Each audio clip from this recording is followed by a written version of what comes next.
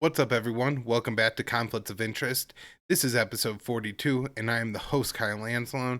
Solo on today's show, but I got a lot of news to cover, so make sure you share the show. That's the most important thing you could be doing for the show. You find it at the Libertarian Institute, where I'm the news editor. I write the daily news roundup there, and both the show and the roundup are on the homepage, and you could also find the show on YouTube with the video version, news ticker, and all the articles that I'm going to talk about on today's show.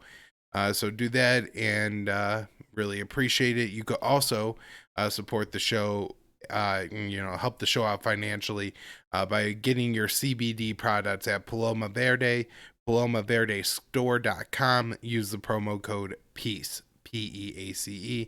Now let's get into the show. All right, here we have the first article. It's by Kevin Gosztola at shadowproof.com. And, just start off by saying Kevin's been doing a great job covering the Assange hearing. There were so few journalists who actually got the video feed to whatever extent it was even available.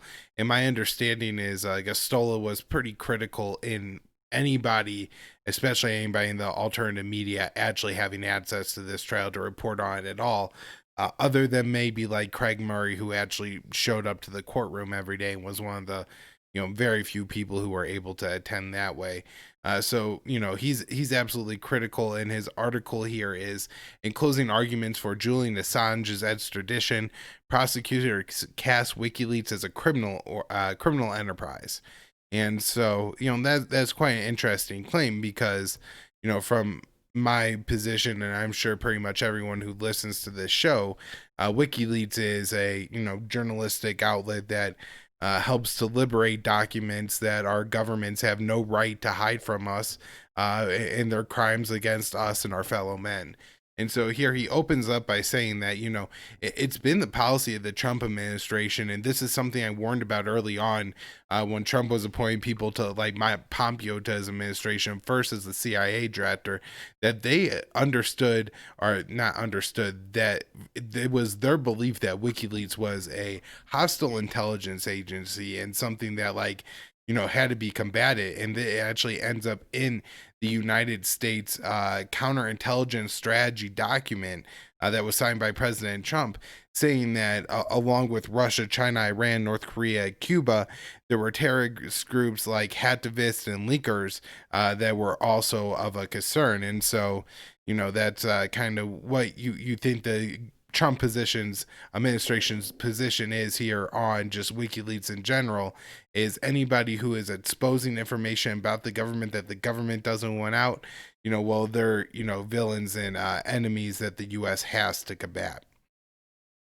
To get into some of the specific claims and the details of the closing arguments here, which I believe were just submitted by paper. They didn't actually happen in court. This was something that was discussed, and I believe Assange's team made their closing arguments. The prosecution then submitted theirs, and now I believe, and I'm not positive on this, so if it doesn't happen or if the Assange team decides not to, but the Assange team can submit a reply to this argument and possibly help to, for people who aren't fortunate enough to read Kevin Gosztola, and I'm guessing that the judge, Vanessa Bannister, who is seems to be a product of kind of the UK establishment there, and is likely to rule against Assange.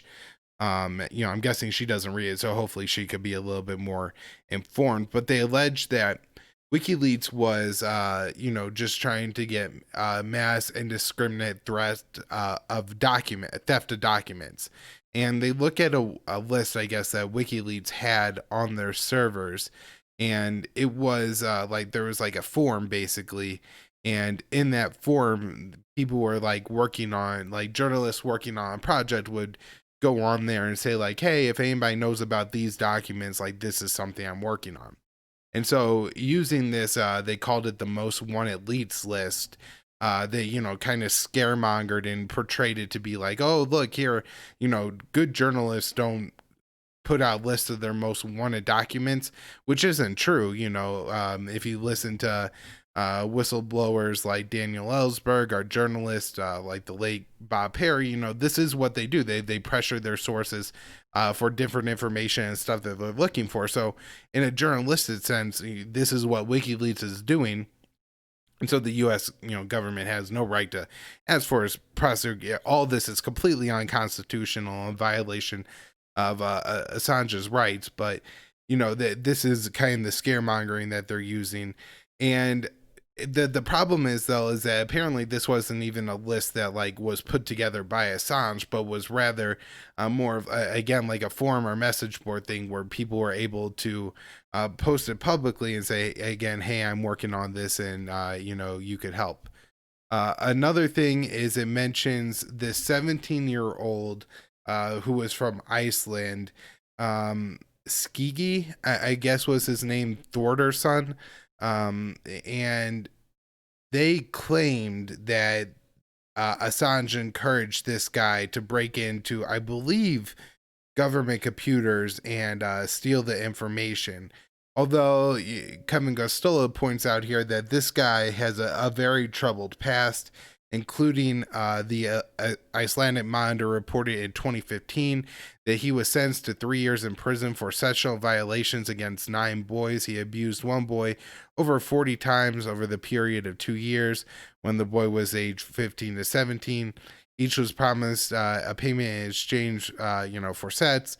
And, he did this and then like leveraged this to pay these boys' bills and stuff like that. So this is a guy who has a troubled background. He stole $50,000 from WikiLeaks. He impersonated Julian Assange in the past. And so, there's reasons to doubt this person as a credible source. He also was a FBI informant, and I believe as the FBI informant got a few $1,000s from the FBI. So who knows if he was using that money to abuse those young boys. But very, very concerning there.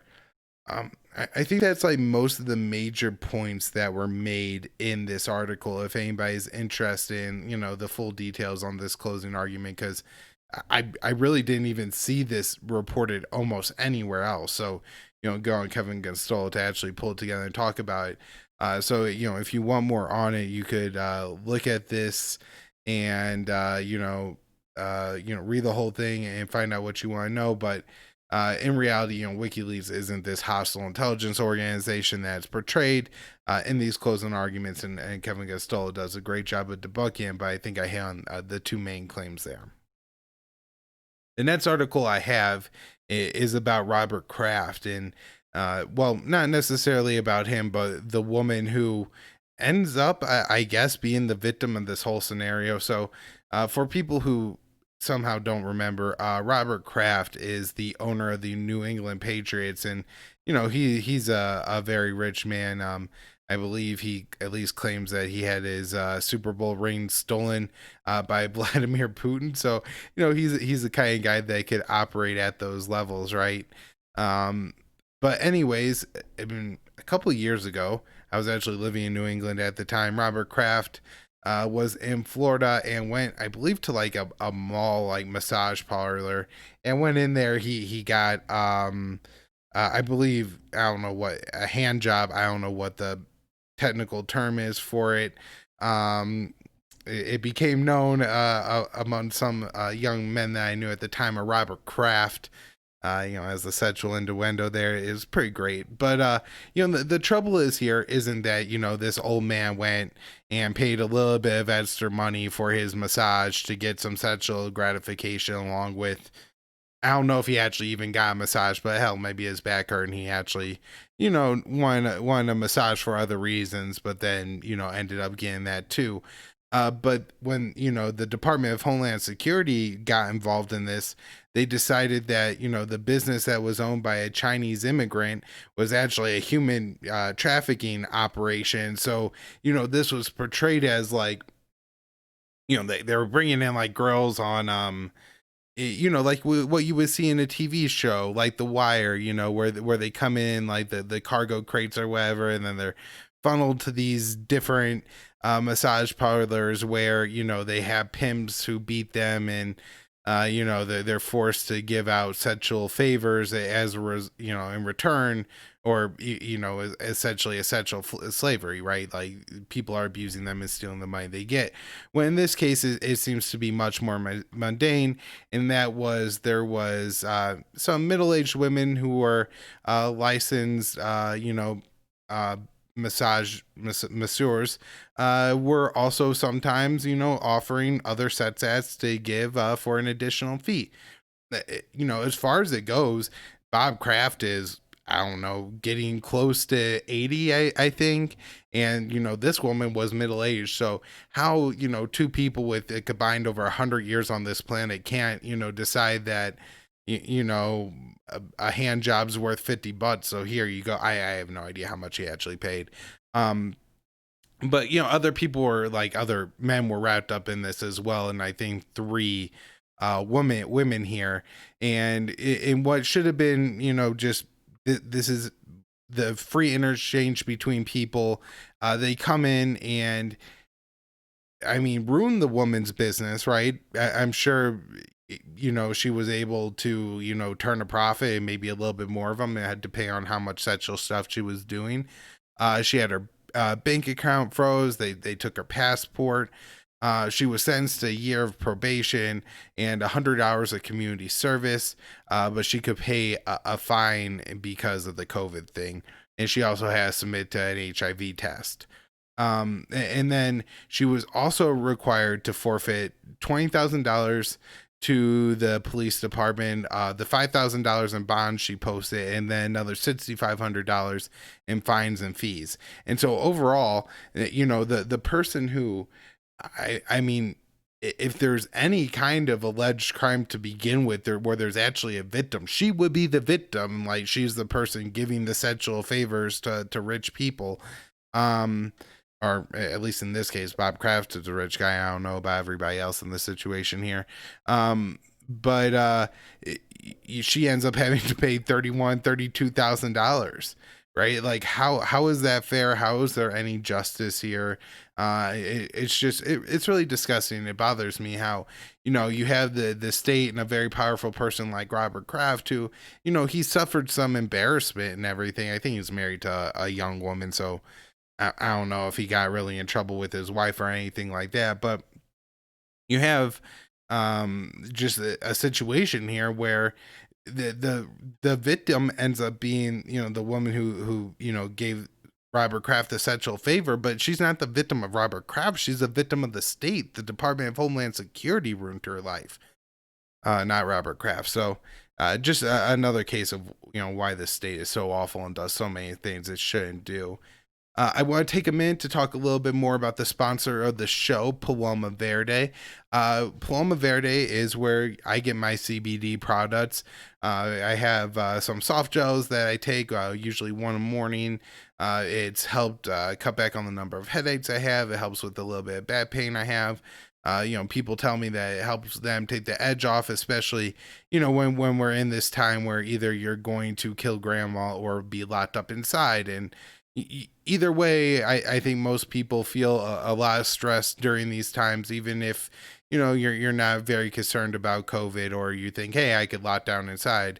Either one of those things are, still difficult positions to be in. And so, a little bit of CBD could probably help your life. There's no active THC in it. It's not going to get you high. It's not going to, make you miss a drug test or anything like that. Just a little way to help yourself every day. So think about checking out CBD products. And if you go through Paloma Verde, you're going to get lab tested products, and they have CBD education. So what's going to take and what's going to help you. So anyways, PalomaVerdeStore.com. Use the promo code PEACE. That way they know we sent you.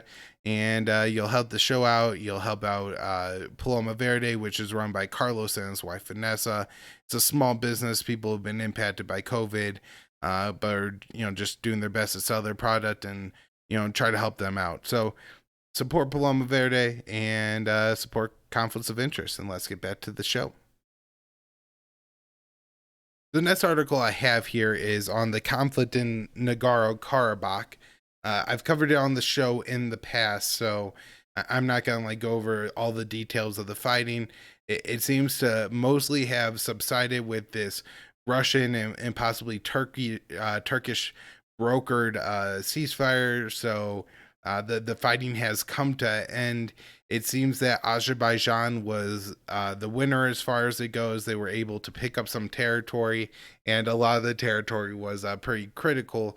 And I believe they got a corridor linking Turkey to Azerbaijan through Armenia now, and so that's I think considered a real win for Azerbaijan here. Throughout the fighting, they did not say how many of their troops were killed or whatever as it went on. Maybe this is because the government's essentially forcing these people to fight, and maybe while there is some national interest among the Azeris to fight the Armenians or something like that, who knows if all these men were really willing to give their lives, and if people heard the bodies were piling up, the public may turn against this conflict. So they hid the results, but now that here they are in the month or so of fighting, it was 2,783 with more than 100 troops still missing.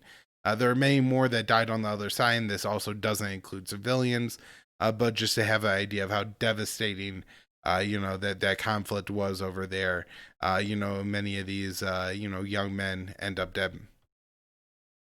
All right, and next I'm moving on to talk about this Gareth Porter article where he gets more into the assassination of the Iranian nuclear science, who he was, and as he says in his title here, how Israel deployed an intelligence deception to justify killing Mohsen Fakhrizadeh. I don't think I'm saying his name exactly right, but he is the Iranian nuclear scientist who was recently assassinated by Israel. This is now on antiwar.com. That's where I have it by Gareth Porter, but it's originally printed at the Gray Zone, which is the great website, Matt Blumenthal, Aaron Mate over there. So he goes in and just starts talking about how they concocted this lie about this guy that he was the father of the Iranian nuclear program, and of course the Israelis especially, but members of the U.S. blob and stuff like that will assert that, oh yeah, Iran says they don't have a nuclear program, but we all know the truth about it. So they start lying about this guy. Gareth Porter points out way back in the 1990s, and they continued all the way through, and they continued to say this guy is the father of the Iranian nuclear program. Gareth Porter points out in here that mainly what he was doing during his time, at least what's publicly known, was teaching at different schools, and that on the other side of it, the documented evidence, some of it that Gareth Porter points out here, is they claim to have gotten a cache of documents between 2003 and 2004 of Iranian documents. And I've talked about this definitely on the show in the past, because this is a very important debunking that Gareth did here. But he goes through and explains that there's drawings and there's diagrams within these documents that are incorrect if they were authentic. Iran was building a different kind of missile, like a different shape than the Israelis were claiming at the time. And so it's pretty clear then that a lot of this evidence is bunk, and some of the evidence against the scientists what was within those documents. They claimed that he was, Gareth Porter writes here, top secret Iranian project called AMAD plan. And it says in reality he was an officer and official in the Ministry of Defense, Armed Forces, and Logistics, who also taught physics. And so the claims about this guy being somehow like the guy who's secretly working on Iran's nuclear bomb is incorrect. And that's the intelligence deception that Gareth Porter is talking about in the title there.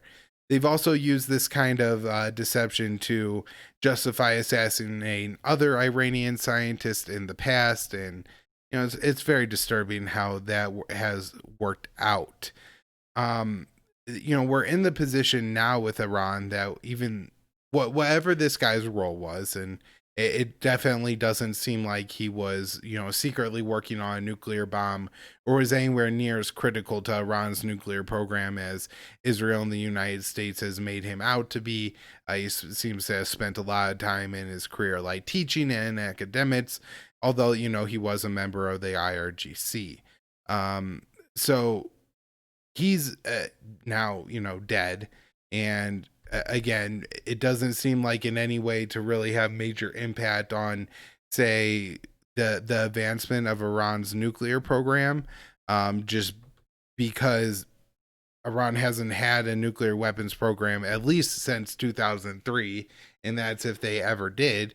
And it's, not like this guy hasn't, been in Iran and they went and had those documents that they could have taught to other people this whole time. And of course, probably younger people coming in with new ideas to build on the old ones, like that would, if they're developing a nuclear power, it doesn't seem like this would do anything to stop it.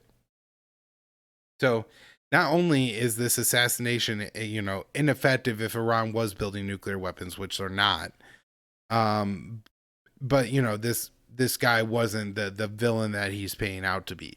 So, anyways, now we're in the position though where Iran feels, I think, a need to respond because they don't want to just make it out to be that people could kill Iranians and not suffer repercussions or anything at all. And so it says that Iran's watchdog, this is an article from Reuters here, passes a law on hardening nuclear stance and halting UN inspections. And what it says is that they're giving the U.S. 2 months from now, which will not, it will be into the Biden administration, but not very far into it. Maybe a week or two, and the Iranians may, be a little flexible with this 2 months thing. It may, 3 months, 100 days, or something like that. But if the U.S. doesn't start to ease sanctions on Iran, then they are going to no longer allow the IAEA, which is the International Nuclear Watchdog, to come in and inspect their nuclear program anymore, and they're going to start enriching uranium to higher levels. And so now we're in I think, a very interesting diplomatic position where the Biden team's going to come in and they're, I guess, going to have to start easing sanctions pretty much immediately, according to this Iranian demand, or Iran's going to take further steps to remove themselves from the Iran nuclear deal. Now, obviously, the right decision by the Biden administration is to say, my predecessor was a complete fool. Everybody knows this, right? Like, this is the consensus. He made a lot of mistakes, including the sanctions on Iran, and so I'm going to lift them, and we're going to re-enter into this great nuclear deal that me and my great friend Barack Obama negotiated. Like, that's what Joe Biden could say. I don't see that happening. He does have people in his administration who are hawks like Anthony Blinken and Jake Sullivan. At the same time, those are people who were involved in negotiating the nuclear deal and were supportive of it.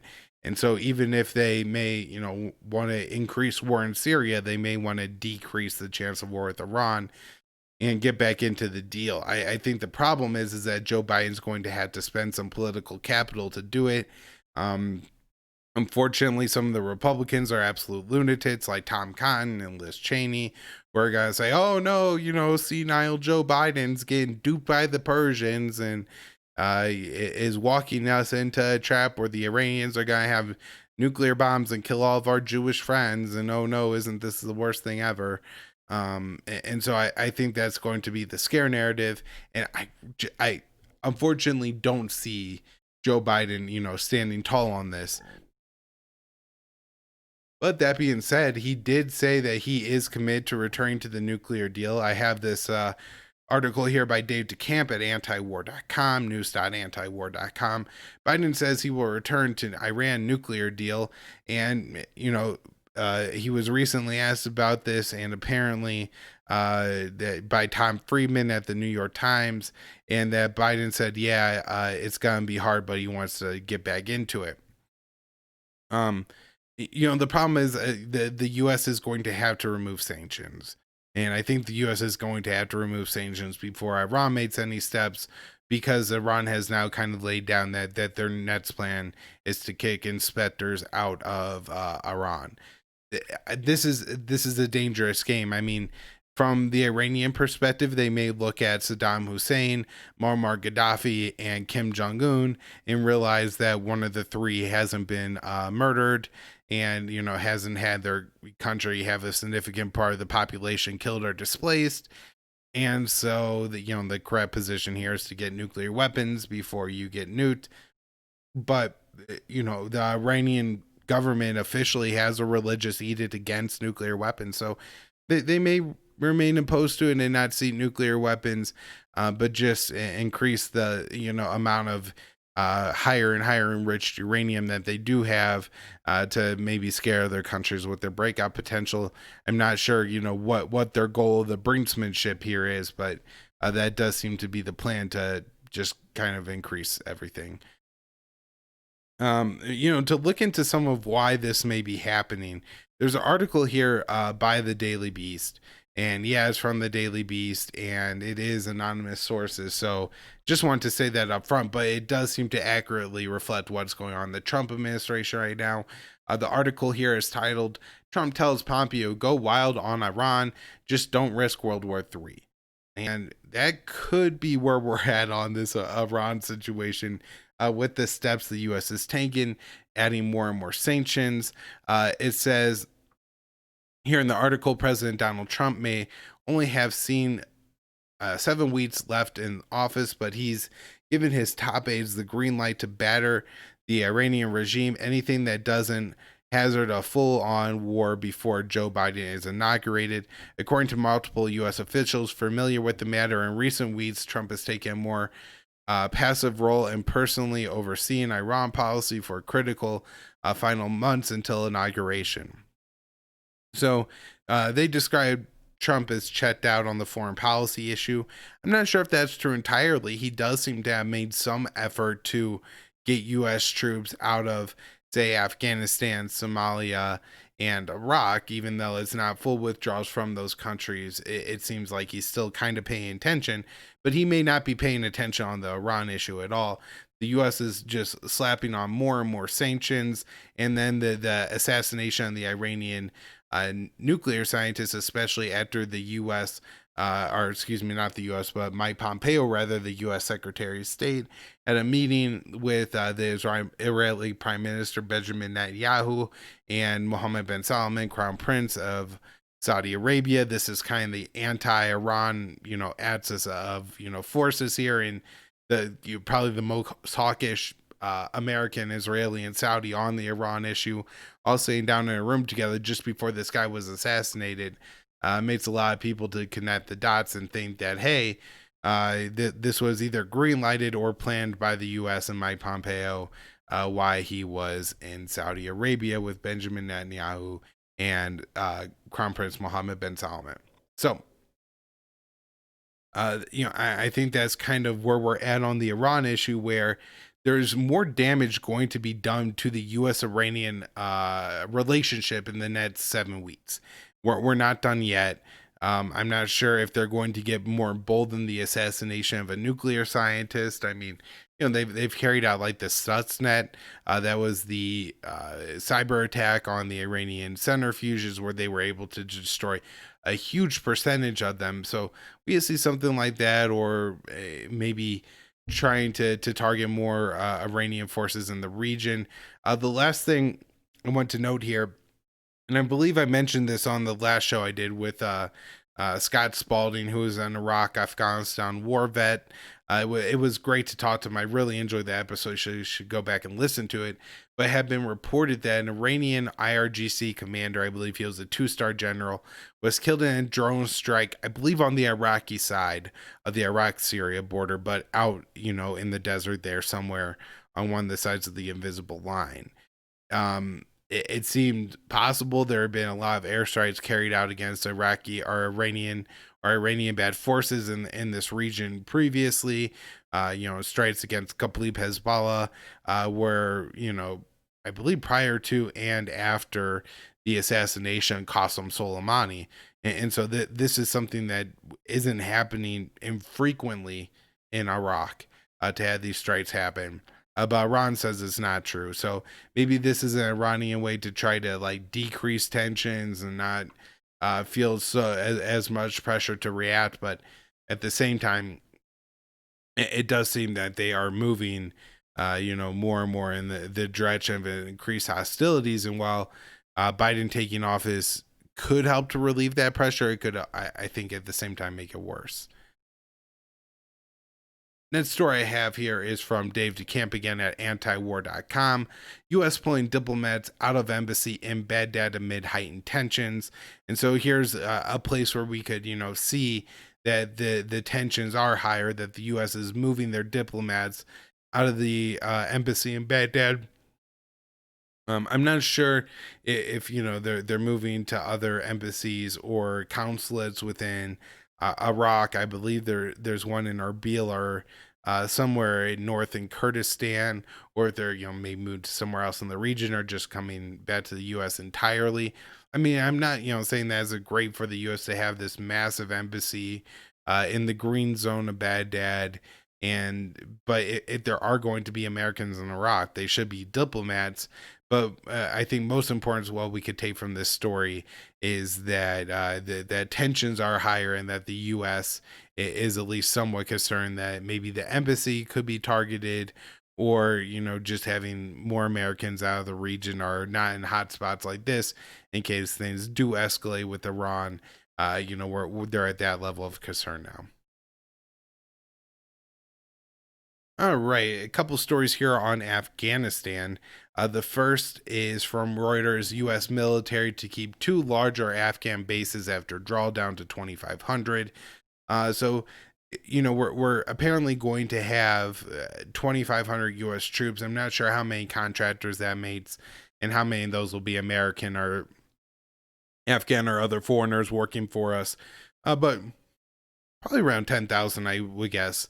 Armed American contractors in Afghanistan. And apparently they're going to occupy, along with some Afghan National Army forces, two larger bases. They don't say which two. Obviously, one is the Bagram Air Base, which, if the U.S. ever closes that thing, I think it'll be a miracle. And then they don't name the other one. I would venture to guess it's the Kandahar Airfield, but I'm not sure which one. And if it's a different base, maybe they'll make different upgrades to it so it could station different kinds of planes or drones or whatever assets they feel they need. The other thing it mentions is that there will be several satellite bases that are smaller satellite bases. And again, these are comments from the U.S. chairman of the Joint Chiefs of Staff, Mark Milley. And so it doesn't sound like, while the U.S. is withdrawing 2,000 troops from Afghanistan, that we're going to have like a small presence or footprint in Afghanistan. And who knows how this will actually reflect to the Afghan people, especially when it seems at this point so many of the operations during the Trump administration are like CIA special operations or airstrikes, which I don't see necessarily slowing down whether you have 4,500 or 2,500 troops in Afghanistan. All right, so there's this very interesting report that I saw a lot of places. I just pulled the story up at Reuters here. Afghan government Taliban reached breakthrough deal as calls grow for a ceasefire. And so, breakthrough deal, man, this sounds great. Awesome. All right, ceasefire time. No more dead Afghans. Well, not quite. This is just like a way to move a little bit forward with the negotiations. And so it's not like a breakthrough in the sense of what people would imagine a breakthrough would be during peace talks. But, they agreed to move forward with talks. And so that's nice. I think it laid out some of the ways like the talks were supposed to go, and then, what could happen moving forward. And so I don't know if this is a bad sign. That's not what I'm saying. I just don't know if it's as good as the headlines all over have suggested. The last thing I have to talk about before I wrap here is a story from the Washington Post. UN highlights humanitarian risks to Yemen. U.S. officials prepared to suspend aid.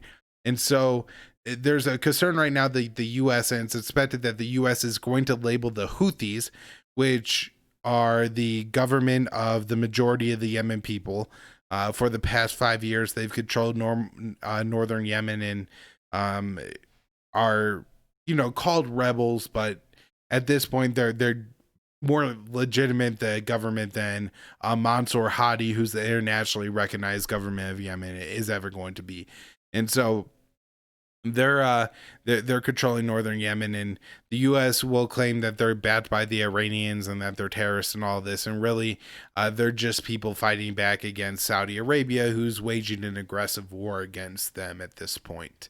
That's kind of where the war is, but the U.S. is going to label them as a terrorist organization. The problem is there's a massive humanitarian catastrophe in Yemen.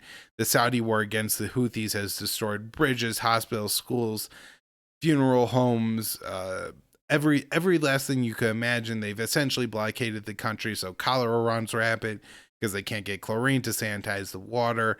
They've destroyed water treatment facilities to make matters worse. And then food can't get in, or by the time it does, it ends up rotten and stuff like that. So the humanitarian situation in Yemen is terrible. But at least the international aid organizations are able to work with the Houthi to try to facilitate aid getting into Yemen. And again, they're called rebels, but I think it's like probably 2/3 to 80% of the population, anywhere within there I've read, is within Houthi territory. Now, refugees go one way and then other, and then different territory gets captured. The Houthis have made some advances recently, and so it may be that even larger percentage or a slightly smaller percentage of the population is within, but majority of the Yemeni population is within Houthi control. And so this is going to cut aid to a lot of them. A lot of Americans have already been flown out of Yemen. I'm sure that's expensive and complicated and it hurts the ability to distribute aid in Yemen. And, this would, I guess, kind of tie into the Trump has taken his eyes off the Iran issue. This is more about Iran than it is Yemen. It's because the Houthis are perceived to be an Iranian ally, and this is a way to punish them for being an Iranian ally. So, disturbing situation unfolding in Yemen. The UN said this week like 239,000 people have been killed by the war there. The number's probably higher than that. That's probably a pretty conservative guess, but it's going to get a hell of a lot higher if the US names the Houthi a terrorist organization. All right, that's all I have on today's show. Support Paloma Verde, support the show. You could do that by sharing it, subscribing to the YouTube channel, and then giving the video thumbs up when you listen. That really does make a difference. When people like and share things, the algorithms, the way they work, they promote them in more feeds. So that's the way that y'all help the show to grow. You donate to the show at patreon.com/conflict of interest. I'm sorry it's taking me so long. I do plan to set up like Subscribestar and other different accounts. And thanks for tuning in. I'll be back with more shows next week.